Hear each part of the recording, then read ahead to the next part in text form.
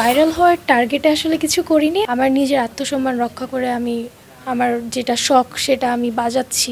একটা মেয়ে ড্রাম বাজাচ্ছে, এটা আমার মতে জিনিসটা এই জন্য আরও চোখে লাগার মতো। এখন আমি ড্রাম বাজাবো দেখে পর্দা ছেড়ে দিব, জিনিসটা আসলে এরকম না। ড্রামসের সাথে আপনার প্রেমটা কেমন? ড্রামস হচ্ছে ড্রামস আমার কথা শুনে। ফুটবল নিয়ে আগাতে চেয়েছিলেন বা ফুটবলার হতে চেয়েছিলেন। প্র্যাকটিসের মাঝখানে আমার একটা অ্যাক্সিডেন্ট হয়।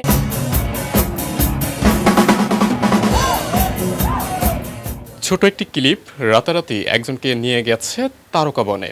হ্যাঁ, আমি বলছিলাম সেই হিজাব পরা মেয়েটি যিনি ড্রামস বাজিয়ে সোশ্যাল মিডিয়ায় এখন ট্রেন্ডে চলে এসেছে।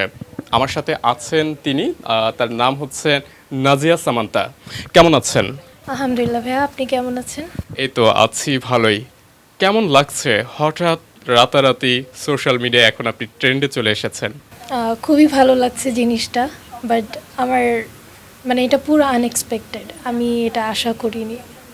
মানুষ না চাইতেই অনেক কিছু পেয়ে যায়, আপনার ক্ষেত্রে ঠিক তেমনটাই হয়েছে। জি, এটা আমি ভাইরাল হওয়ার টার্গেটে আসলে কিছু করিনি। আমি জাস্ট নর্মালি বাজাতে গিয়েছি, তারপর এটা রাতারাতি এরকম ছড়িয়ে যায়। আপনি কি জানেন এই ভিডিওটা কেন ভাইরাল হয়েছে?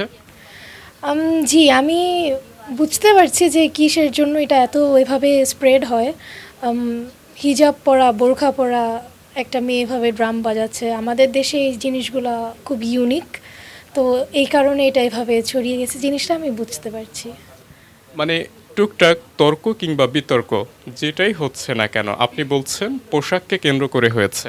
জি, এটা কিছুটা ড্রেস আপের কারণে হচ্ছে, but then again the thing is, একটা মেয়ে ড্রাম বাজাচ্ছে, এটা আমার মতে জিনিসটা এই জন্য আরও চোখে লাগার মতো।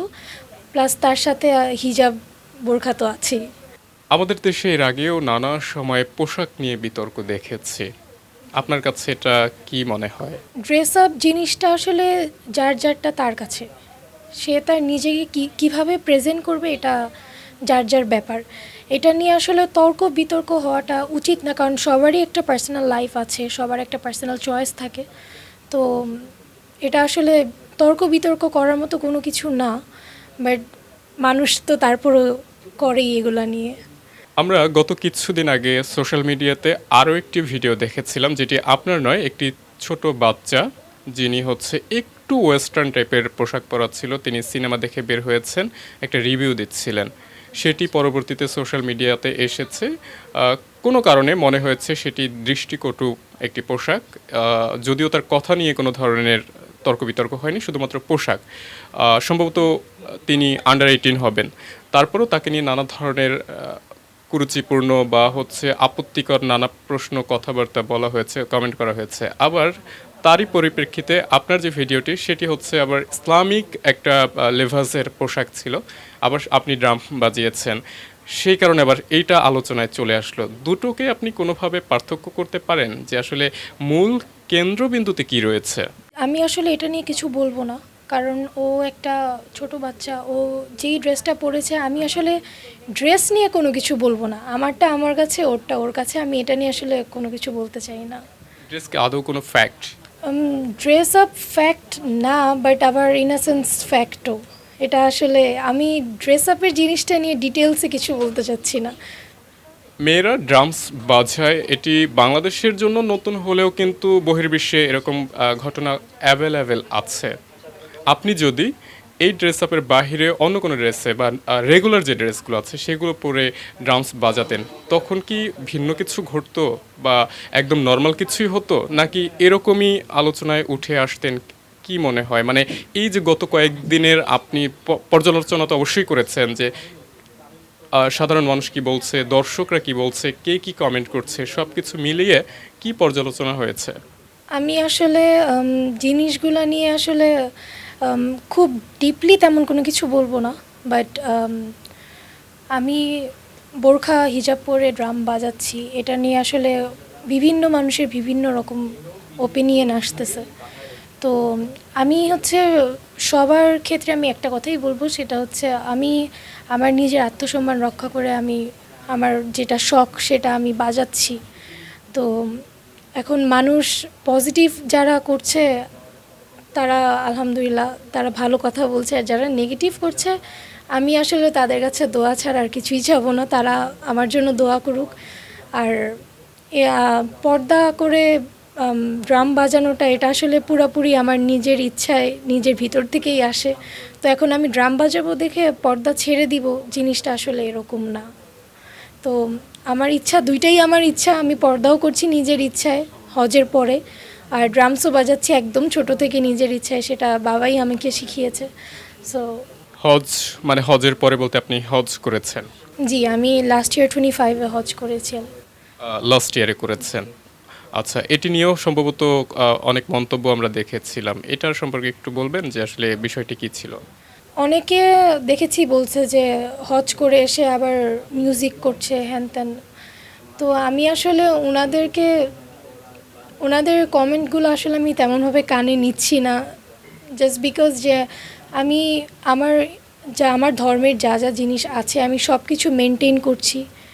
ধর্ম যার যারটা সে যেভাবে ইচ্ছা সে তারটা মেনটেন করতে পারে। আমি জানি আমারটা আমি কতটুকু মেনটেন করছি, মেনটেন করে আমি ড্রাম বাজাচ্ছি আর কি। ড্রামটা কি আপনার শখের জায়গা নাকি সামনে প্যাশন হিসেবেও নিতে পারেন? না, কখনোই ড্রামস বা মিউজিক আমি প্যাশন হিসাবে নিব না। ড্রামস মিউজিক পুরাটাই আমার শখের, এগুলা কখনো আমি প্যাশন হিসাবে নিব না। ছোট করে একটু জানতে চাই, ওই দিনের ঘটনাটা আসলে কিভাবে হলো, কিভাবেই বা ওখানে গিয়েছিলেন, আপনিও বা স্ট্যামফোর্ডের স্টুডেন্ট কি না, মানে ওই দিনের গল্পটা একটু ছোট করে যদি বলতেন। জি, আমি হচ্ছে ওই দিন কোচিংয়ে ছিলাম। তো জাওয়াদ হচ্ছে আমার ছোট ভাই আয়াতকে কল দেয়, দিয়ে বলতেছে যে আয়াত আমার ক্যাম্পাসে একটা প্রোগ্রাম আছে, তুমি কি করবা? তো ও হচ্ছে স্যারের থেকে ছুটি নিতে পারছিল না। দেন আমার মাকে স্যার কল করে। পরে হচ্ছে আমার মা আমাকে আর আমার ছোট ভাইকে নিয়ে ক্যাম্পাসে যায় স্ট্যামফোর্ডে। তো ওখানে গিয়ে আয়াত আর জাওয়াদ দুজনেই পারফরমেন্স করে। তো আমাকে ওখানে ডিপার্টমেন্টে একজন টিচার ছিল, তো উনি আমাকে বলতেছে যে তোমাকে তো আমি চিনি, তুমি একটু ড্রামস বাজাও। তো ওনার রিকোয়েস্টে আমি স্টেজে উঠি, দেন আমি ড্রাম বাজাই। দেন ড্রাম বাজানোর পর আর কি মানে তখন পর্যন্ত আমি বুঝতে পারি নাই যে ভিডিওটা এভাবে মানে লাইক ছড়ায় যাবে। তো আমি হচ্ছে আমাকে লাইক অনেকে বলা হচ্ছে যে আমি স্ট্যামফোর্ডের স্টুডেন্ট, বাট আমি স্ট্যামফোর্ডের স্টুডেন্ট না। আমি ও লেভেলস দিচ্ছি, আমি ও লেভেলসের স্টুডেন্ট। হঠাৎ করে দুদিন আগেও আপনাকে ওইভাবে মানুষ চিনতো না, এখন আপনাকে মানুষ চিনে, আপনাকে একটু ভিন্নভাবে কদর করে, কেমন উপভোগ করেন? আলহামদুলিল্লাহ, এটা আসলে খুব ভালো লাগায় নিজেকে, আমার অনেক ভালো লাগছে জিনিসটা। বাট আমার টার্গেট এটা ছিল না, যেটা হয়েছে এটা আমার টার্গেট ছিল না। আপনার দলকে নিয়ে কিছু বলবেন? আপনার একটি ব্যান্ডের টিমের কথা আমরা জেনেছি, তাদের উদ্দেশ্যে কিছু বলবেন? ব্যান্ডটার নাম হচ্ছে নবজাত। তো ওখানে আমার ছোট ভাই আয়াত, জাওয়াদ ওরা হচ্ছে ব্যান্ডের মেম্বার। তো আমি হচ্ছে লাইক আমার ভাই এই ব্যান্ডে হচ্ছে ড্রাম বাজায়, আমি খুব একটা ওদের সাথে তেমন একটা বাজাই না, বাট বাজালে ওদের সাথেই বাজাই আর কি। ফুটবল নিয়ে একটি গল্প শুনেছিলাম যে আপনি মূলত ফুটবল নিয়ে আগাতে চেয়েছিলেন বা ফুটবলার হতে চেয়েছিলেন, এমনকি ন্যাশনাল টিম পর্যন্ত আপনার যাওয়ার কথা ছিল, কোনো একটা কারণে যাওয়া হয়নি। কি ছিল বিষয়টি এবং কেন যেতে পারেননি, বা নিজে থেকে ছেড়ে দিলেন কিনা? শুধু ফুটবল না, আমি যদি একটু ডিটেলসে বলি এটা নিয়ে, সেটা হচ্ছে আমি ব্যাডমিন্টনও খেলতাম। ব্যাডমিন্টনও আমি অনেক দূর পর্যন্ত গিয়েছিলাম। আমি ন্যাশনাল টিমে এখন খেলছে ওই ভাইয়ারা। মুক্তার, উনি আমার কোচ ছিলেন, মুক্তার কোচ, শাহেদ ভাইয়া, ঝুমার ভাইয়া, ওনাদের সাথে আমি খেলি। ওনারা সবাই এখন ন্যাশনাল টিমের প্লেয়ার, ওনাদের সাথেও আমার খেলা হয়েছে। আর ফুটবল হচ্ছে আমি অনেকেই চিনে ওকে, চেনারই কথা, ও এখন ন্যাশনাল টিমের প্লেয়ার সুমাইয়া। আমি ওদের সাথেও খেলেছি, আমরা একসাথেই খেলতাম। তো প্র্যাকটিসের মাঝখানে আমার একটা অ্যাক্সিডেন্ট হয় আর কি, আমার হাতের রাইট হ্যান্ডের লিগামেন্ট ছিঁড়ে যায়। তারপর থেকে আমি আসলে আর খেলাটা কন্টিনিউ করতে পারিনি। এই খেলা থেকেই আপনার হয়তো বা পরিচিতি আসার কথা ছিল, কিন্তু আপনি হঠাৎ করে মিউজিক থেকে, মানে কেমন মনে হচ্ছে? আসলে জিনিসটা হচ্ছে আমি যখন খেলতাম তখনও আমি মিউজিকের সাথে ছিলাম। আমি পাশাপাশি খেলতাম, ফুটবল খেলতাম, ব্যাডমিন্টন খেলতাম, আবার গিটার, ভায়োলিন, ড্রাম সব তখন একসাথেই করতাম। বাট আসলে কার কপালে কখন কি হয়ে যায় সেটা তো আসলে বলা যায় না। এই যে এখন সোশ্যাল মিডিয়াতে আপনাকে নিয়ে যেহেতু একটি ট্রেন্ড চলছে, হাইপ চলছে, এটাকে কাজে খাটিয়ে মিউজিক নিয়ে আগানোর কোনো প্ল্যান করবেন কিনা? তেমনভাবে আসলে খুব একটা ইচ্ছা নাই যে মিউজিক নিয়ে পড়ে থাকবো। ওই যে যেমন জিনিসটা আসলে শখের বশে স্টেজে উঠে বাজিয়েছি, এরকমভাবেই আসলে হয়তো বা আমি আগাবো। ফিউচারে আসলে করবেন কি বা কোন সেক্টরে আগাবেন? ফিউচারে জিনিসটা এমন না যে আমি শুধু মিউজিক নিয়েই থাকবো, মিউজিক সারা জীবনই আমার সাথে থাকবে, বাট এইটাই আমার মেইন টার্গেট না, এইটাই আমার ফোকাস না যে আমার মিউজিকই করতে হবে। আমি পড়াশোনা করছি, তো আমার ইচ্ছা আছে ও লেভেলস কমপ্লিট করে দেশের বাইরে চলে যাওয়া। কখনো কি ভোকাল হয়ে সামনে আসার ইচ্ছে আছে? না না।